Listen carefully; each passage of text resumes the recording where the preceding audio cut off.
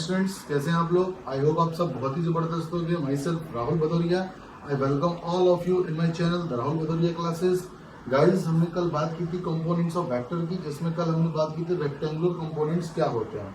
Rectangular components क्या होते हैं वो हमने आपके साथ डिस्कस किया था। आज उनसे रिलेटेड कुछ न्यूमेरिकल्स हैं जो हम करेंगे।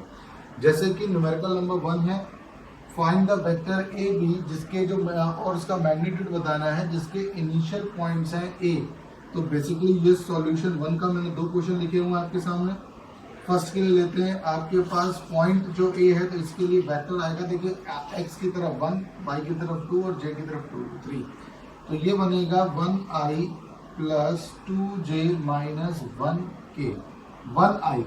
1i का मतलब हो जाएगा ये x को रिप्रेजेंट करेगा। x की तरफ यूनिट वेक्टर i होता है, y की तरफ यूनिट वेक्टर j होता है और z की तरफ यूनिट वेक्टर k होता है। अगर हम इसको यूनिट वेक्टर ले लेते हैं x y z, तो इसकी तरफ यूनिट वेक्टर i होता है, इसकी तरफ यूनिट वेक्टर j होता है और इसकी तरफ यूनिट वेक्टर k होता है। उसके ऊपर इस तरीके से कैप लगा दी जाती है।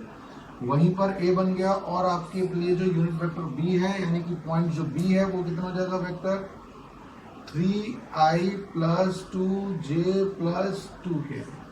ठीक है, सबसे पहले आपको निकालना है AB, तो AB हो जाएगा OB माइनस OA। AB का मतलब हो जाएगा आपको जो वेक्टर AB निकालना है तो B माइनस है, क्योंकि फाइनल पोजीशन B की और इनिशियल पोजीशन O की है। तो ये OA हो जाएगा और ये क्या हो जाएगा OB। वैसे ठीक है ना, तो ये बनेगा 3i plus 2j plus 2k, minus कर दिया जाएगा i plus 2j minus k को। तो माइनस कर देंगे, 3i में से i जाएगा तो रिजल्ट आएगा 2i, 2j माइनस 2j तो ये हो जाएगा 0j, 2k माइनस और माइनस प्लस k, तो ये बन जाएगा 3k। तो ये तो आपके पास क्या आ गया, केवल और केवल वेक्टर। अब आपको क्या निकालना था, ये तो आपके पास वेक्टर ए भी आ गया और साथ में इसका मैग्नीट्यूड भी निकालना है। तो मैग्नीट्यूड के लिए हम क्या करेंगे, ए बी को मॉड्यूलस कर देंगे। तो ये क्या बन जाता है, modulus ax square, ay square और az स्क्वायर। ये जो वैल्यू आई है ये ax की होगी, ये ay की होगी और ये az की होगी। तो उसी कॉन्सेप्ट को ले लेंगे, तो 2 square plus 0 square plus 3 square का स्क्वायर रूट, तो 4 प्लस 9, तो ये आ जाएगा √13। तो ये आपने वेक्टर निकाल लिया। वेक्टर के बाद उसका क्या निकाल दिया, मॉड्यूलस कर दिया। वेक्टर कर दिया और वेक्टर का क्या कर दिया, मॉड्यूलस कर दिया। तो ये क्वेश्चन नंबर 1 था जो आपके सामने डिस्कस किया गया है। आई होप आपको समझ में आया होगा। उसके बाद हम मूव करते हैं क्वेश्चन नंबर 2 की तरफ। क्वेश्चन नंबर 2 क्या कह रहा है, काफी अच्छा क्वेश्चन है ये, देखिएगा क्या है। क्वेश्चन नंबर 2 में क्या कह रहा है, find the unit vector. Find the unit vector parallel to resultant A और बी के रिजल्टेंट के लिए। तो सबसे पहले ए और बी का रिजल्टेंट आपको निकालना पड़ेगा। तो पहले आप ए निकाल लेंगे। ए बी आपने देखिए, जैसे आपके पास रिजल्टेंट क्या आ रहा है ए बी, तो इन दोनों का रिजल्टेंट ए और बी का रिजल्टेंट आपके देखिए ए और बी का मिक्स रिजल्टेंट है, ए बी नहीं निकालना है। तो आप यहाँ पे करेंगे ए और बी का रिजल्टेंट का मतलब ए प्लस बी। तो ये आ जाएगा i plus 4j minus 2k। इसमें ऐड कर दिया जाएगा 3i minus 5j plus k। तो i और 3i क्या बन जाएगा 4i, 4j माइनस 5j, तो ये बन जाएगा minus j, minus 2k plus k, तो ये क्या बन जाएगा माइनस k। तो ये वैल्यू आ जाएगी a प्लस b की और ये रिजल्टेंट हो जाएगा। आपको जब इसका मैग्नीट्यूड चाहिए होगा तो इस रिजल्टेंट को मॉडुलस कर देंगे। तो ये बनेगा 4 स्क्वायर प्लस के बाद माइनस 1 का स्क्वायर प्लस माइनस 1 स्क्वायर। ठीक है ना, ठीक है। तो आपके पास 4 का स्क्वायर प्लस माइनस 1 का स्क्वायर प्लस माइनस 1 का स्क्वायर, तो ये बन जाएगा 16 प्लस 1 प्लस 1। तो रूट का क्या हो जाएगा यहाँ पर 18। तो बेसिकली ए और बी जो आए थे आपके पास वेक्टर, उस वेक्टर का क्या हुआ, आपने क्या निकाला, फाइंड यूनिट वेक्टर। अब एक आपको यूनिट वेक्टर निकालना है। ये सपोज आपने ए और बी को आप रिजल्टेंट आर ले सकते हो वेक्टर, और ये क्या आ रहा है वेक्टर मॉडुलस का। तो आपको एक ऐसा वेक्टर बताना है जिसके रिजल्टेंट के पैरेलल हो। तो बेसिकली आपको जो वेक्टर बताना है जिसके रिजल्टेंट के पैरेलल होगा, तो वो क्या हो जाएगा, तो unit vector parallel to vector R, तो उसके पैरेलल क्या हो जाएगा, वेक्टर अपॉन मॉडुलस। जब भी पैरेलल वेक्टर निकालेंगे unit vector parallel to vector R, तो उसकी वैल्यू हो जाएगी, यूनिट वेक्टर आपको निकालना है वेक्टर अपॉन मॉडुलस। तो वेक्टर कितना है हमारे पास, वेक्टर इसका a प्लस बी का सम कितना आया था 4i माइनस जे माइनस के और अपॉन ये मॉडुलस कितना आ चुका है, रूट का 18 आ चुका है। क्या आ चुका है, रूट का 18 आ चुका है। तो इस तरीके से हम इन क्वेश्चंस को क्या करेंगे, सॉल्व करेंगे। ठीक है, ये आपके पास क्वेश्चन नंबर 2 था। चले अब हम अगले क्वेश्चन की तरफ चलते हैं। ठीक है, की तरफ चलते हैं। क्वेश्चन नंबर 3 क्या है, इफ ए जो है हमारे पास 3i प्लस 4j और बी हमारे पास 7i plus 24j 7i plus 24j है। फाइंड अ वेक्टर, एक ऐसा वेक्टर बताना है जो having the same magnitude as B, जो बी के तो मैग्नीट्यूड के बराबर हो और ए के पैरेलल हो। ठीक है ना, तो सबसे पहले हम क्या निकालते हैं, दोनों का मैग्नीट्यूड निकाल लेते हैं। मैग्नीट्यूड का मतलब क्या हो जाएगा, रूट का 3 स्क्वायर 4 स्क्वायर, तो 9 प्लस 16 25 से सीधे सीधे 5 आ जाएगा ए का मैग्नीट्यूड। और बी का मैग्नीट्यूड क्या निकाल लेंगे, बी का मैग्नीट्यूड आ जाएगा, कहाँ है बी, ये रहा। तो बी का मैग्नीट्यूड जाएगा 7 और 24, तो 7 का स्क्वायर प्लस 24 49 और 24 का बन जाएगा बेटा 7 596 576। इसको जब आप ऐड करोगे तो 576 ये बन जाएगा 625, तो ये बन जाएगा यहाँ से 25 बेसिकली। तो बी का मैग्नीट्यूड आ गया 25।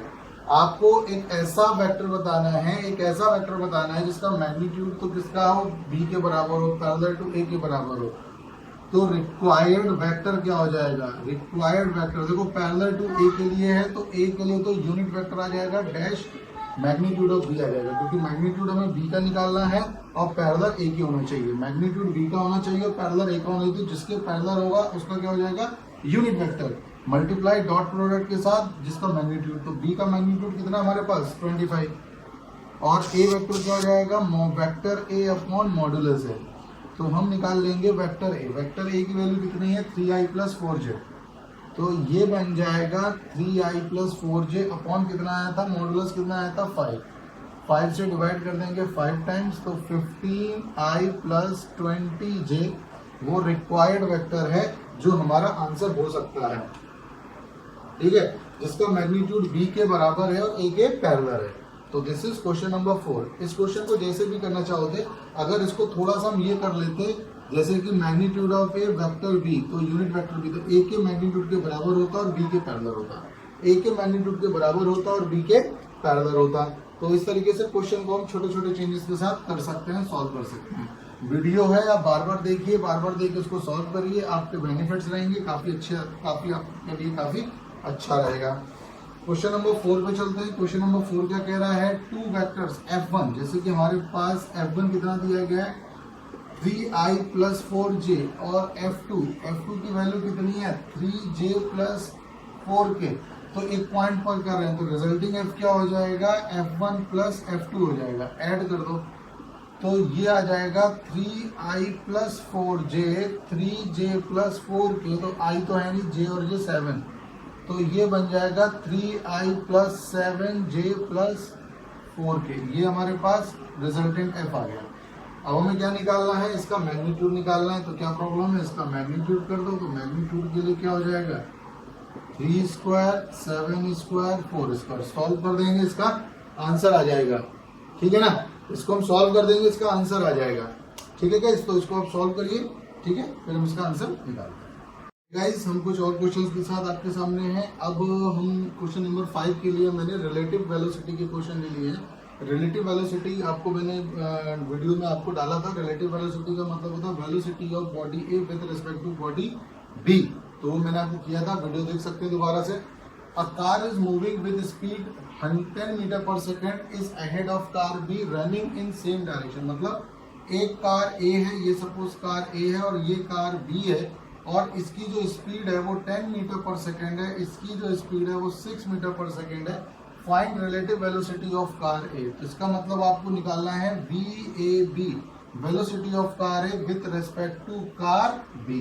तो VA माइनस VB हो जाएगा, VA कितना है 10 और ये कितना है 6, तो 4 मीटर पर सेकंड की स्पीड से वो उसको छोड़ता जाएगा, यानी कि कार ए की जो स्पीड आएगी velocity with respect to B वो कितनी हो जाएगी 4 मीटर पर सेकंड। मतलब इस स्पीड के साथ कार ए आगे चलती चली जाएगी और कार बी पीछे छूटती चली जाएगी। ठीक है ना, तो अगर हम यहीं पर निकालना चाहते हैं, अगर हमें दिया होता वी बी ये कितना हो जाएगा, यानी कि velocity of car B with respect to A, तो V B minus V A करते तो 6 माइनस 10 तो -4 मीटर पर सेकंड का मतलब क्या होता कि जो कार बी है वो 4 मीटर पर सेकंड से पीछे छूटती जाएगी।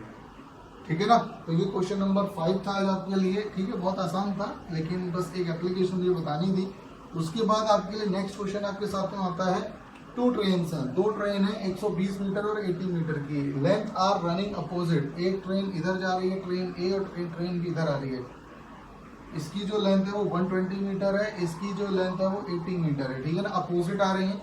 इसकी जो स्पीड है वो कितनी दी गई है, 42 किलोमीटर पर आवर, और यहाँ की जो स्पीड है वो है 30 किलोमीटर पर आवर। सबसे पहले स्पीड को हम कन्वर्ट कर लेते हैं बेटा मीटर पर सेकंड में 5/18 से मल्टीप्लाई करके। ठीक है ना, 5/18 से मल्टीप्लाई कर लेते हैं हम इसको, 42 को हम 5/18 से मल्टीप्लाई कर लेंगे। ठीक है, तो आपको या फिर एक काम करते हैं, एक साथ ना करके हम फाइनल किलोमीटर पर सेकंड में भी निकाल लेते हैं, कोई दिक्कत नहीं है। तो इसको आप यही छोड़ दो। तो देखिएगा सबसे पहले वो अपोजिट आ रही है, तो हम क्या निकालते हैं, वेलोसिटी ऑफ बॉडी है विद रिस्पेक्ट टू बी, तो ये आ जाएगा V A minus V B, क्योंकि दोनों अपोजिट आ रही हैं तो ये आ जाएगा V A plus V B, यानी कि 42 प्लस 32, तो ये आ जाएगा 72 किलोमीटर पर आवर की स्पीड से दोनों ही एक दूसरे की तरफ आ रही हैं, जो उनको महसूस होगा। जब अपोजिट आ रही है तो ऐड हो जाएगा ना। तो इसको अगर हम किलोमीटर पर आवर को मीटर पर सेकंड में करें तो 5/18 से तो 4 टाइम्स जाएगा, इसका मतलब वो 20 मीटर पर सेकंड से एक दूसरे की तरफ रिलेटिवली आगे बढ़ रही है। अब इनको टोटल डिस्टेंस कितनी कवर करनी है, देखो ये ट्रेन 120 मीटर की है और ये ट्रेन 80 मीटर की है, तो टोटल लेंथ कितनी हो जाएगी जो नहीं कवर करनी है, total length is to be covered, total length जो कवर्ड करनी है वो 120 प्लस 80 का मतलब 200 मीटर कवर करनी है। कितनी कवर करनी है, 200 मीटर लेंथ कवर करनी है। तो टाइम टेकन का मतलब 200 मीटर को लेंथ कवर करनी है। ठीक है, 200 मीटर लेंथ कवर करनी है, और उसके बाद स्पीड कितनी है 20, तो 20 से डिवाइड कर देंगे तो 10 कहने का मतलब 10 सेकंड लगेगा उन दोनों को एक दूसरे को कवर करने के लिए। ठीक है ना, उन दोनों को एक दूसरे को कवर करने के लिए कितना टाइम, 10 सेकंड।